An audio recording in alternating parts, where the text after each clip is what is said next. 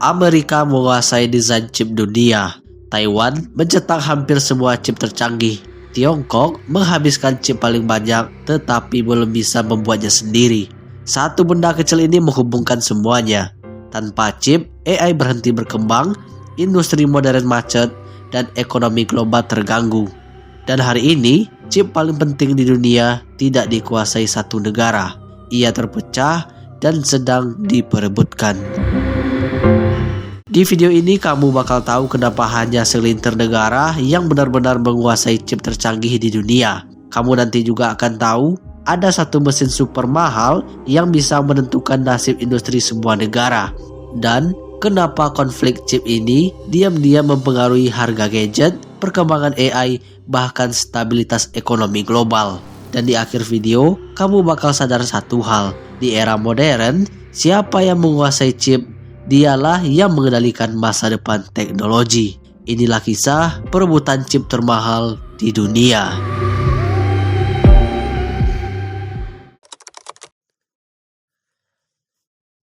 Sebelum bicara negara, kita pahami dulu satu hal sederhana. Chip itu adalah otak. Tanpa chip, smartphone hanyalah tumpukan kaca dan logam. Mobil modern berubah jadi mesin mati. Internet berhenti, server cloud mati, transaksi bank lumpuh, dan kecerdasan buatan langsung kehilangan otaknya. Di dalam satu chip modern ada puluhan miliaran transistor. Transistor ini bisa dianggap sebagai saklar super kecil yang hanya punya dua pilihan, nyala atau mati. Bayangkan satu stasiun sepak bola penuh dengan orang. Setiap orang memegang satu lampu kecil. Dalam satu detik, semua orang di stadion itu harus menyalakan dan mematikan lampunya miliaran kali dengan pola yang sangat spesifik dan tidak boleh ada yang telat satu kedipan pun. Kalau satu saja salah, sistemnya bisa error. Itulah cara chip bekerja. Transistor-transistor ini hidup dan mati dengan kecepatan ekstrim, membentuk logika, perhitungan, dan keputusan. Dari hal sesederhana membuka WhatsApp sampai hal serumit menjalankan kecerdasan buatan. Disinilah banyak orang baru sadar, chip bukan sekedar komponen elektronik. Ia adalah fondasi peradaban digital. Dan ketika seluruh dunia membangun masa depan di atas satu fondasi yang sama, pertanyaannya bukan lagi siapa yang paling canggih, tapi siapa yang memegang kendali.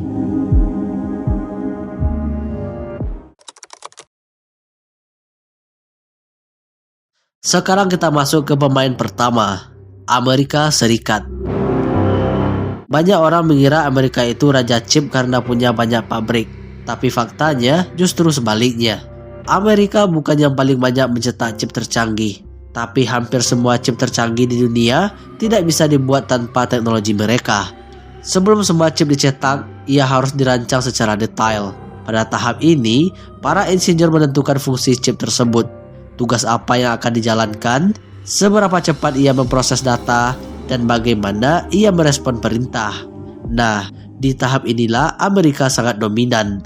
Perusahaan-perusahaan di sana membuat software dan aturan main yang dipakai untuk merancang chip.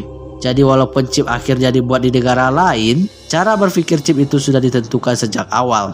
Bayangkan kayak kamu mau bangun rumah, tukangnya boleh siapa saja, bahannya pun boleh dari mana saja. Tapi gambar denah, struktur bangunan, dan standar keamanannya dibuat oleh satu arsitek tertentu. Semua tukang wajib mengikuti desain dan aturan dari arsitek itu. Kalau tukang tidak pakai desain tersebut, rumahnya tetap bisa berdiri, tapi tidak akan sekuat, seefisien, atau secanggih rumah yang lain. Begitu juga dengan chip. Amerika tidak selalu membangun rumahnya, tapi mereka membangun desain dan standar yang dipakai semua orang. Inilah kenapa kekuatan Amerika di dunia chip tidak selalu kelihatan. Tidak ada pabrik raksasa di etalase, tapi tanpa teknologi mereka, industri chip dunia tidak bisa melangkah ke generasi berikutnya.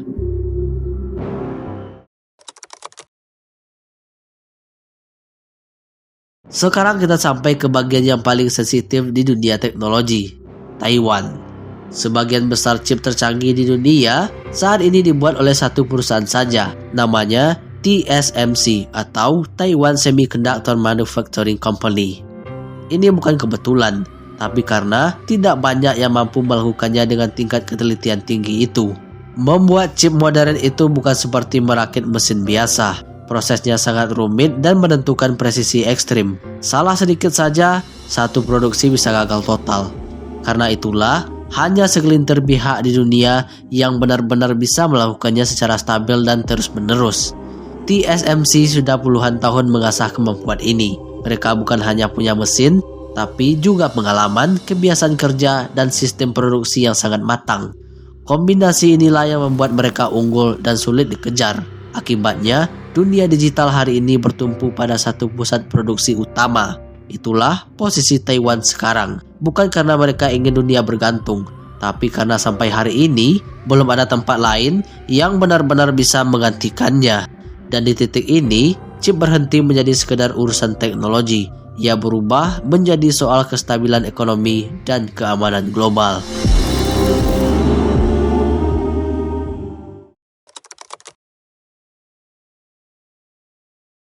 Sekarang kita beralih ke Tiongkok. Tiongkok adalah pengguna chip terbesar di dunia. Hampir semua lini industrinya bergantung pada chip, mulai dari pabrik otomatis, mobil listrik, kamera pintar, sampai pengembangan kecerdasan buatan. Masalahnya bukan di jumlah pemakaian, tapi di sumbernya.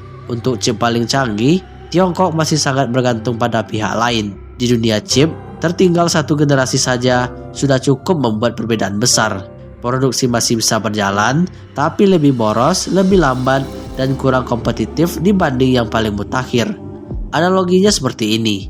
Bayangkan kamu ikut lomba lari, tapi selalu mulai satu langkah di belakang. Kamu tetap bisa berlari, tetap sampai garis akhir, tapi hampir mustahil jadi yang terdepan.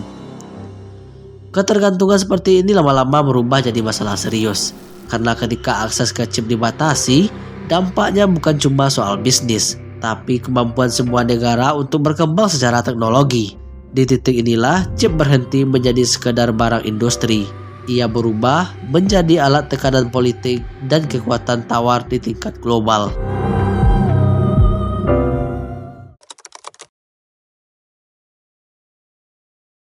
Sekarang kita masuk ke bagian yang menyatukan semuanya. Amerika menguasai desain chip, Taiwan menguasai pabrik, sedangkan Tiongkok menguasai pasar dan ambisinya. Tapi ada satu titik di tengah-tengah yang menentukan apakah semua itu bisa berjalan atau tidak. Titik itu adalah mesin EUV atau Extreme Ultraviolet. Mesin ini dipakai untuk membuat pola super kecil di dalam chip. Polanya begitu kecil sampai mata manusia tidak akan pernah bisa melihatnya secara langsung. Kalau dianalogikan, EUV itu seperti cetakan uang resmi. Desain uang boleh dibuat siapa saja, tapi hanya percetakan tertentu yang punya mesin untuk mencetaknya dengan tingkat detail yang sah dan presisi tinggi. Masalahnya, mesin ini sangat langka. Di seluruh dunia, hanya satu perusahaan yang mampu membuatnya, yaitu ASML, dan harganya sangat mahal, setara dengan alat militer kelas berat. Sekarang perhatikan posisi tiga negara tadi. Amerika membutuhkan mesin ini agar desain chip buatannya bisa diwujudkan menjadi produk nyata. Taiwan membutuhkan mesin ini agar pabriknya tetap menjadi yang terdepan di dunia. Sementara Tiongkok membutuhkan mesin ini untuk mengejar ketertinggalan dan mengurangi ketergantungan pada pihak lain. Disinilah EUV berubah dari mesin industri menjadi titik tarik menarik kepentingan global. Analoginya seperti ini. Bayangkan ada satu jenis kunci yang bisa membuka pintu ke teknologi masa depan. Banyak orang punya peta dan bangunannya, tapi hanya sedikit yang punya kunci tersebut. Selama kunci itu dijaga ketat, hanya pihak tertentu yang boleh masuk. Itulah kenapa mesin EUV bukan sekadar alat produksi. Ia adalah gerbang, siapa yang boleh dianggap siap dan siapa yang harus menunggu. Dan sejak saat itu, perang chip bukan lagi soal siapa yang paling pintar, tapi siapa yang diizinkan untuk melangkah lebih jauh.